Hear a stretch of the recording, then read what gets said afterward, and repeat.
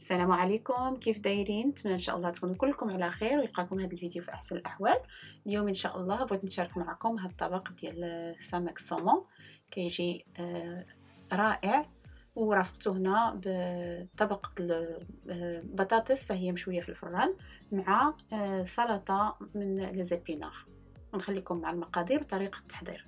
كيف لاحظتوا معايا كنحتاجوا هنا واحد الكميه من سمك السلمون حسب عدد افراد العائله. كنحتاجوا البشر الحامض او القشره الحامض المحكوكه، كنحتاجوا الثومه مقطع رقيقه، كنحتاجوا اليازير والزعتر اللي كيكون عندي انا هنا يابس، ولكن الا كان متوفر طري يكون من الاحسن.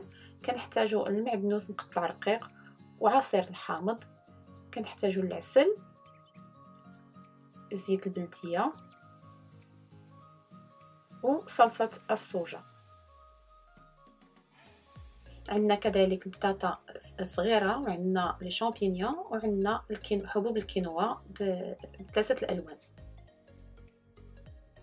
اول حاجه غادي نحضروا هي الصلصه او لا ماريناد اللي كنرقدوا فيها السمك ديالنا.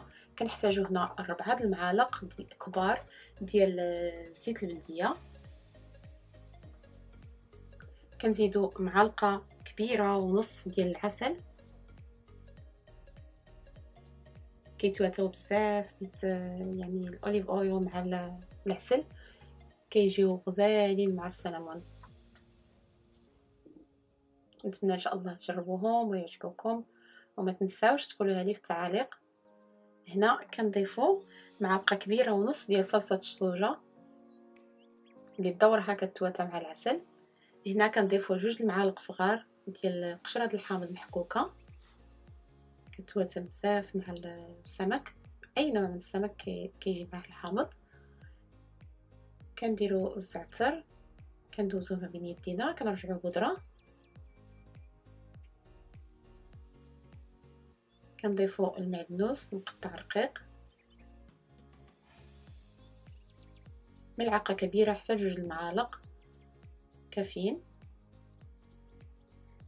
كنضيفوا الثوم،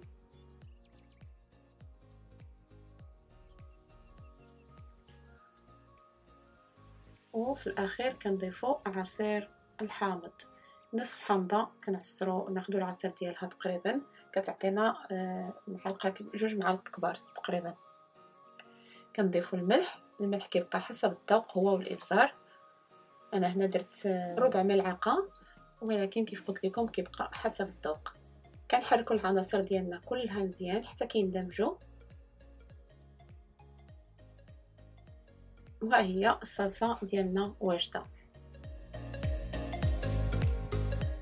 هنا خديت للفرن وفرشتها بورق الزبده وحطيت فيها السمك ديالي، وغادي نرافقو بالبطاطا اللي هي غادي نطيبها معاه في نفس الوقت. لهذا قطعتها رقيقه، ماشي رقيقه بزاف، مهم هي واخا كانت بطاطا صغيره قطعتها طريفات صغار.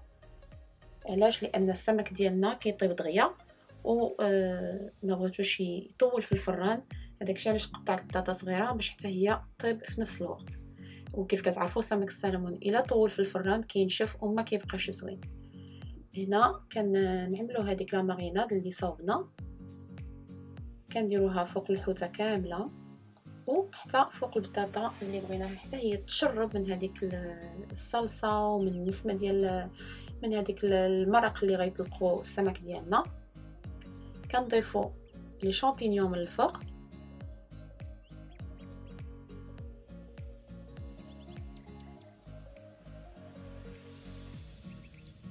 كنديروا عويدات ديال الروزماري او اليازير، وكنديروا طريفات ديال الحامض. هنا نسيت ما وريتش بان راه ضفت حتى هذيك لاصوص اللي بقات عندي في الزليفه. كنجيبوا ورقه ديال ورق الزبده وغادي نحاولوا نسدوا على السمك ديالنا باش يطيب اون بابيوت. هاد البابيوت كتعاون باش السمك ديالنا يطيب في مده قصيره، وفي نفس الوقت كيتشرب اللذه ديال كاع العناصر اللي عملنا في هذيك لا ماريناد. هنا كيف كتشوفوا كنحاول نسد هذيك لا بابيوت مزيان باش ما نخليش النفس نهائيا تخرج. محتاجين هذيك الشيء كله يبقى، ديك اللذه كلها تبقى لينا لداخل.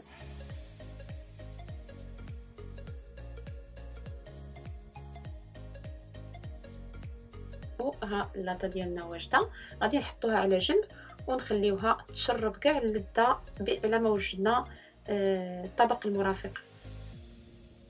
اول حاجه كنديروا الماء بارد، كنديروا فيه شويه ديال الملحه. هنا عندنا كاس ديال الكينوا اللي غسلناها مزيان، كنضيفوها في ماء بارد طبعا اللي ديجا درنا فيه الملحه، وكنخليوها حتى كتبدا تغلي ونقصوا عليها العافيه ونخليوها طيب على عافيه مهيله حتى كتشرب هذاك الماء اللي درنا فيها. فقط الاشاره، الكميه ديال الكينوا دائما كنديروا الدوبل ديالها ديال قياس الماء. الا درنا كاس ديال الكينوا كنديروا 2 كيسان ديال الماء. هنا غندوزو الصلصه اللي غادي نديرو في السلطه. كنحتاجو 2 معالق كبار ديال زيت الزيتون، 2 معالق كبار ديال العصير الحامض الليمون، كنديرو ضرس او 2 ضروس ديال الثومه اللي محكوكين مزيان، هذه البلزاميك كنديرو ملعقه صغيره ديال البلزاميك،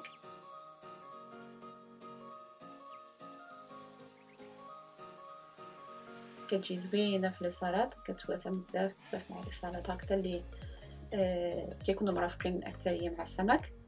كنديروا ملعقه صغيره ديال الملح، وطبعا الملح والابزار كيبقى حسب الذوق. هنا كندير ابزار طري،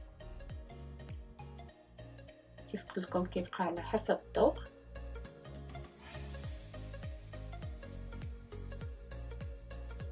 هنا هذه فلفله ميبسه، كنديروا غير كميه قليله، فلفله حاره طبعا كنديروا فقط واحد الكميه قليله غير كتنسم.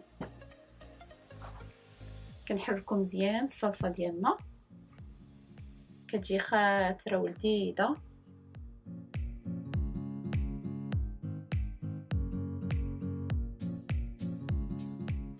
هنا كناخذوا 4 معالق صغيره ديال الزيت البلديه وواحد الطريقه ديال الملحه.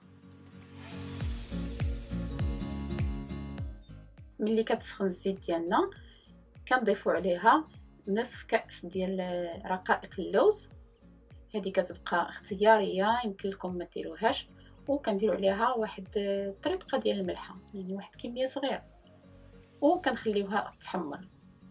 ما تغفلوش عليه لان دغيا كيتحرق. هذيك الزيت البلديه والملحه كتعطي واحد اللذه وواحد القرمشه رائعه. هنا اللوز ديالنا وجد، غادي نطفيو عليه ونحطوه على جنب ونخليه حتى يبرد على خاطرو، وندوزو للسلطه ديالنا.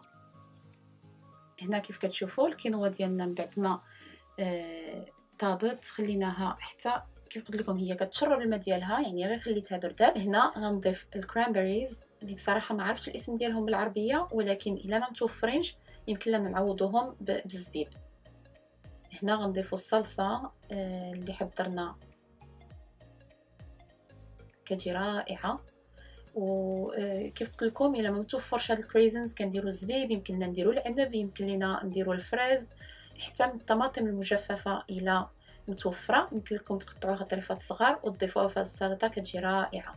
هنا كنخلطوا العناصر ديالنا كلها حتى كيندمجوا كاملين، يعني كيتلبسوا كاملين بهذيك الصلصه. كتجي سلطه رائعه خفيفه وصحيه بمقادير يعني بسيطه. كنتمنى ان شاء الله يا ربي تعجبكم، واللي عجباتو ما ينساش يخلي لي في لي كومونتير. هنا كنضيفوا شويه ديال الكريزنز اللي يمكن لكم تعوضوهم باي فاكهه متوفره عندكم، اولا كذلك بالطماطم المجففه اللي كتقطعوها طريفات وتضيفوها.